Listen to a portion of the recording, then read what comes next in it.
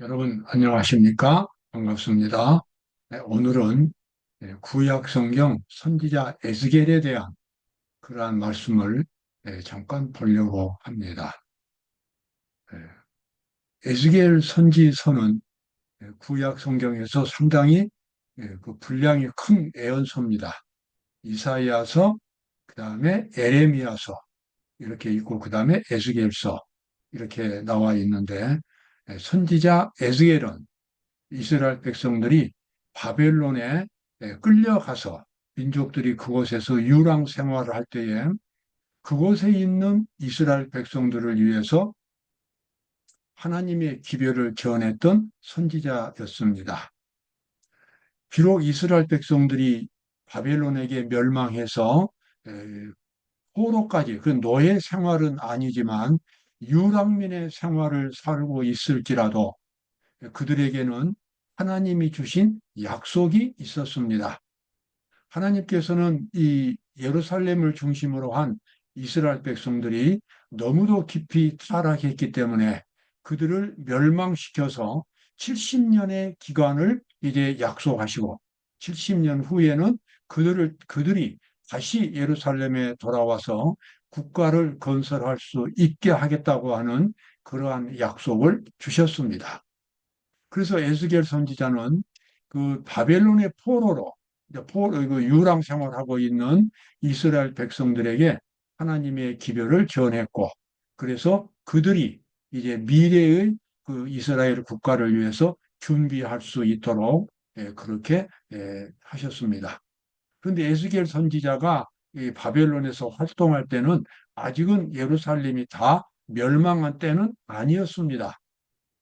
한 20년 정도 그렇게 차이를 두고 예루살렘이 1차, 2차, 3차 이렇게 멸망을 당해 갔습니다. 그 기간 동안에 에스겔은 하나님이 보여주신 계시를 통해서 하나님의 기별을 깨닫게 되었고 그 기별을 이스라엘 백성들에게 전해 주었습니다. 오늘 이 에스겔 선지자의 기별을 통해서 우리는 하나님께서 타락한 이스라엘 백성들을 얼마나 사랑하셨고 그들에게 희망을 주기를 원하셨고 그들을 통해서 큰 사업을 계획하고 계셨다는 사실을 깨닫게 됩니다. 오늘 우리에게도 마찬가지입니다. 세상이 무너지고 있고 기독교가 타락하고 있고 그리고 하나님의 백성이라고 자부하는 사람들은 많지만 실제로 이 시대를 위한 하나님의 기별을 깨달은 사람은 극히 적은 숫자에 불과합니다. 이 마지막 때에 하나님의 참된 백성들은 이 시대에 주어진 하나님의 기별, 하나님의 심판의 기별을 깊이 경험하고 그것을 사람들에게 또 그리스도인들에게 전해야 할 엄숙한 사명을 갖고 있습니다. 바로 그와 같은 사명을 선지자 에스겔이 받은 것입니다. 오늘 함께 살펴보도록 하겠습니다. 에스겔 1장 1절입니다. 제30년 4월 5일에 내가 그발강가는 바벨론에 있던 강이었습니다. 그발강가에 사로잡힌 자 중에 있더니 하늘이 열리며 하나님의 이상을 내게 보이시니 갑자기 선지자 에스겔이 하나님의 부르심을 받고 하나님의 계시를 보았습니다. 그때가 사로잡힌 지 제30년 4월 5일이었다고 그렇게 기록을 했습니다. 자, 그 다음에 4절입니다. 내가 보니 북방에서부터 폭풍과 큰 구름이 오는데 그 속에서 불이 번쩍번쩍하며 하여 빛이 그 사면에 비치며 그 불 가운데 단쇠 같은 것이 나타나 보이고 사실 에스겔 선지자가 보았던 계시는 지금 우리가 다 그것을 일목요연하게 설명하기는 어렵습니다. 그가 엄청난 아주 위대하고 장엄한 계시를 본 것은 사실인데 그의 말로 이것을 설명을 했기 때문에 눈으로 보기까지는 사실 다 이해하기는 어렵습니다. 다만 우리는 이 계시 가운데서 하나님이 지금 무엇을 말하려고 하시는가 그 의미를 깨닫는 것이 중요하겠습니다. 여기 보니 북방에서 폭풍과 큰 구름이 몰려오지요. 이것은 아직 멸망 단계, 끝나지 않는 예루살렘, 이스라엘, 유대 그 백성들에게 지금 몰려오고 있는 재앙이었습니다. 그들이 계속 타락해 있었기 때문에 하나님께서는 이제 그 이스라엘을 멸망시킬 그와 같은 세력들을 이제 불러 오시는 겁니다. 폭풍과 큰 구름이 몰려오는데 그 속에서 불이 번쩍번쩍하여 빛이 사면에 비치고, 그러나 이와 같은 재앙은 그냥 우연히 일어나는 재앙이 아니라 하나님께서 이스라엘 백성들을 심판하시는 재앙이었습니다. 그 심판하시는 재앙 속에는 하나님의 사랑이 담겨 있었습니다. 그들을 다시 회개시켜서 거룩한 국가로 만들려는 하나님의 계획이 이 재앙 속에는 담겨 있었습니다. 하나님께서는 그러한 계획을, 그러한 비전을 에스겔 선지자에게 보여주신 것입니다. 그 속에 많은 바퀴들이 돌아가고 있었습니다. 그 바퀴의 형상과 그 구조는 넷이 한결같은데 황옥 같고, 그 형상과 구조는 바퀴 안에 바퀴가 있는 것 같으며 수많은 바퀴가 돌아가는데 바퀴 속에 또 바퀴가 있었습니다.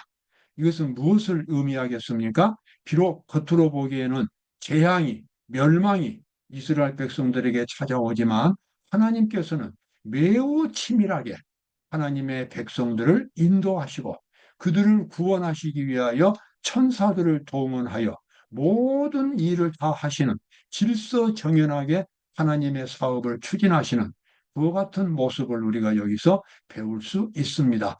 바퀴가 돌아간다는 것과 바퀴 안에 바퀴가 있다고 하는 것은 하나님의 사업이 일사불란하게 진행되고 있다는 것입니다. 겉으로 보기에는 예루살렘이 멸망하고 도덕이 타락하고 외적이 쳐들어오고 아무런 꿈도 비전도 없어 보이지만 절대로 그렇지 않았습니다.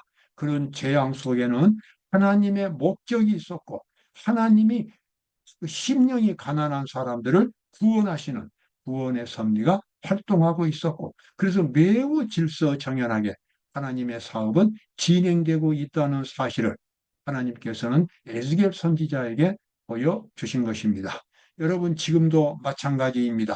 이 세상이 멸망으로 치닫지만 이 세상에는 지금 예수께서 천사들을 통하여 죄인 한 사람 한 사람을 구원하시기 위하여 치열한 대쟁투를 벌리면서 이끌어 가시는 그와 같은 하나님의 섭리가 지금 이 세상에도 있습니다.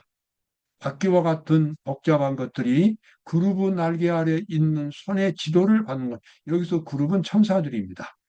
손의 지도를 받는 것처럼 인간 사건의 복잡한 연극도 하나님의 지배 아래 있습니다. 지금 이 세계 정세가 되어가는 것 모두가 다 하나님의 통제 아래 있다고 하는 것입니다. 재앙이 나오고 지진이 나오고, 그래서 전쟁이 일어나고 폭동이 일어나고 어떤 국가에는 선거가 일어나서 누가 당선되고, 이러한 모든 것들이 다 복잡해 보이지만 이 속에는 하나님의 구원의 섭리, 이 세상을 끊임없이 이끌어 가시는 구원의 섭리가 있다고 하는 사실을 우리는 이해를 해야 되겠습니다. 우리는 세상 사람들과 똑같이 정치를 생각하고 이 세상의 재앙을 생각하고 그렇게 할 수 없습니다. 우리는 하나님의 백성들로서 하나님의 섭리를 볼 수 있어야 하고, 하나님께서 이 모든 과정들을 다 이끌어 가시고 그리고 구원을 이루어 가신다는 사실을 우리가 알아야 되겠습니다. 자, 에스겔이 하나님의 선지자로 부르심을 받습니다. 그가 내게 이르되, 여기 여호와 하나님이 이제 에스겔에게 말씀하십니다. 사명을 주시는 거죠. 먼저 여기 에스겔서 1장에서는 계시를 보여주셨고, 그 다음에 이제 2장에서 드디어 하나님의 음성이 들립니다. 그가 내게 이르되 인자야. 인자는 사람의 아들입니다. 인자야. 여기서 에스겔 선지자를 가리키겠습니다. 인자야 일어서라. 내가 네게 말하리라 하시며 말씀하실 때에 그 신이 내게 임하사 나를 일으켜 세우시기로 내가 그 말씀하시는 자의 소리를 들으니, 여기 이제 하나님이 에스겔을 이스라엘 백성들에게 선지자로 파송하시는 장면이 나옵니다.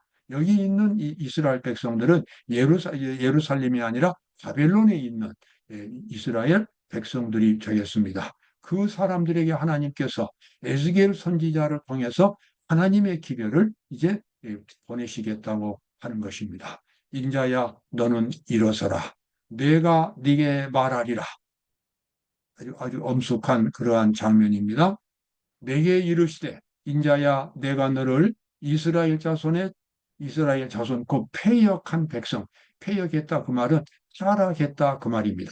하나님의 백성으로서의 기능을 상실했어요. 하나님께서 원하시는 백성들은 높은 도덕적인 수준을 유지해야 됩니다. 그런데 그때 이스라엘 백성들은 그러지를 못했습니다. 패역한 패역한 백성, 나를 배반하는 자에게 보내노라. 그들과 그 열조가 내게 범죄하여 오늘날까지 이르렀나니 하나님께서는 타락한 이스라엘 백성들, 배역한 백성들 자주 언급하셨습니다. 목이 곧은 백성들, 이 백성들을 나는 멸망시키리라. 멸망시킨다고 하는 그러한 하나님의 말씀을 우리는 자주 성경에서 보게 됩니다. 그리고 하나님께서 엄하게 책망하시는 말씀을 이제 우리가 듣습니다. 너희가 흩어질 것이고 너희는 이제 이 자비가 없는 재앙을 만날 것이고 많은 그런 말씀들을 하는데 우리가 그러한 하나님의 말씀을 들을 때에 우리는 그 이면을 봐야 합니다. 과연 하나님께서 이스라엘 백성들을 멸망시키는 것만 정말 그렇게 증오하고 미워하는 이스라엘 백성들이었다면 애초에 이와 같은 선지자를 보내실 리가 없습니다. 내가 너희를 멸망시키리라. 내가 너희를 무서운 재앙으로 치리라. 하는 이와 같은 말씀들은 그들이 끝까지 배역을 하면 그들이 끝까지 회개하지 않으면 그런 재앙을 만난다고 하는 하나님의 경고입니다. 그들을 사랑하기 때문에 어떻게 해서든지 그들을 구원하시기 때문에 이런 말씀들을 하시는 겁니다. 그리고 선지자를 보내시는 겁니다. 마치 이 잘못된 길로 가는 그 아들을 불러놓고 어머니가 눈물로 호소하는 것과 같습니다. 네가 이놈아 어떻게 되려고 그러냐? 네가 사람이냐 짐승이냐? 이와 같은 이 말들을 할 때가 있지요. 그것은 그 아들을 그렇게 이 정말 짐승처럼 취급하는 그런 말이 아니라 그렇게 하지 말라고 하는 하나님의 아니 어머니의 음성이 됩니다. 하나님께서는 이스라엘 백성들에게 패역한 백성들이라고 자주 언급하셨는데 그것은 그들을 구원하고자 하는 하나님의 음성이었습니다. 자, 여호와께서 내게 이르시되 쇠똥으로 인분을 대신하기를 하노니 너는 그것으로 떡을 구울지니라. 오늘 시간이 많지 않기 때문에 제가 자세한 설명은 다 못하지만 여기 나와 있는 이 말씀을 제가 설명을 드리고자 합니다. 하나님께서 이 에스겔에게 기별을 주면서 이스라엘 백성들에게 파송하실 때에 그냥 기별만 주고 계시만 보여주신 것이 아니었습니다. 에스겔 선지자가 기별을 전하기 전에 이 쇠똥으로 음식을 요리해서 먹으라고 하는 먹고 준비하라고 하는 그와 같은 하나님의 말씀이 있었습니다. 그리고 왼쪽으로 또 오랫동안 눕고 제가 그 날짜를 지금 당장 기억을 못 하겠습니다. 30일 또 360일 이렇게 오른쪽으로 누워서 또 누워 있으라고 하는 그와 같은 기별을 주셨습니다. 여러분 왜 이런 기별을 주셨을까요? 이스라엘 백성들이 타락하고 멸망하는데 그 멸망하는 백성들에게 기별을 전하기 위해서는 이스라엘 백성들이 범했던 그 죄악의 심판의 잔을 에스겔 선지자가 미리 맛보아야 한다고 하는 것입니다. 선지자는 고통을 통해서 하나님의 기별을 전해야 합니다. 하나님의 종들은 어느 시대에나 십자가의 그 고통, 하나님의 백성들의 고통을 대신 담당하는 십자가의 고통을 겪은 다음에 그 기별을 전할 수 있는 영감을 받을 수 있습니다. 편안하고 안락한 생활 속에서 하나님의 기별을 전한다고 하는 것은 온전한 자세가 아닙니다. 예수님은 이렇게 말씀하셨어요. 나를 따라오너라 내가 너로 사람을 낚는 어부가 되게 하리라. 이렇게 베드로에게 예수님이 말씀하셨는데, 예수님이 베드로에게 주신 그 삶의 길은 십자가의 길이었습니다. 베드로는 그 사실을 잘 알았습니다. 여러분, 하나님의 종들, 신실한 그리스도인들은 모두가 다 예수님의 뒤를 따라가는 사람들이고, 예수님을 따라간다는 것은 십자가의 길을 가는 것을 의미합니다. 십자가는 바로 자기 자신을 부정하는 것입니다. 자기 자신을 부정하고 그리스도의 정신으로만 채워지는 그런 경험을 깊고도 철저하게 가져야 합니다. 그것이 하나님의 종이 될 수 있는 영적인 준비가 되는 것입니다. 하나님의 종들 치고 어느 한 사람도 고난을 당하지 않는 사람이 없었습니다. 사도 베드로는 로마에서 거꾸로 십자가에 못 박히는 죽임을 당했고, 사도 바울은 로마에서 참수형을 당했습니다. 모두가 다 십자가의 길을 갔습니다. 예수님도 십자가의 길을 가고 마침내 갈바리에서 그분의 삶을 마감했습니다. 여러분, 천국 그 영원한 아름다운 세계로 가는 길은 십자가의 길입니다. 오늘 우리에게도 하나님께서 그와 같은 영광을 얻기 위하여 자기 자신을 부정하고 그냥 단순히 부정한 것이 아니라 사랑의 정신으로 자기를 부정하는 것입니다. 자기의 이기심이 완전히 죽고 자기의 자존심이 다 죽고 오직 그리스도만을 의지하는, 그리스도의 말씀만을 따라가는 그와 같은 경험을 통해서 하나님의 종들은 기별을 전할 수 있는 영적인 경험을 가질 수 있게 됩니다. 여러분에게 어떤 시련과 고통이 올는지 모르지만 그러한 고통은 하나님의 종으로서 또는 하나님의 기별로서 장차 또는 하늘에서 천사들과 함께 생활할 수 있는 하늘 백성으로서의 자격을 갖추기 위해서 예수님께서 그렇게 해주시는 겁니다. 여러분, 고통과 시련은 세상 사람들에게는 아무런 가치 없이 단순히 고통으로 끝나지만 하나님을 아는 백성들에게는 그것은 천국을 준비시킬 수 있는 참으로 귀중한 하나님의 도구가 됩니다. 고통과 시련 속에서 늘 하나님을 기억하시기를 바랍니다. 그래서 항상 기뻐하라, 쉬지 말고 기도하라, 범사에 감사하라. 이것은 우리가 항상 기억해야 할 하나님의 백성들의 삶의 자세가 되겠습니다. 오늘도 보람된 하루가 되시기를 바랍니다. 감사합니다.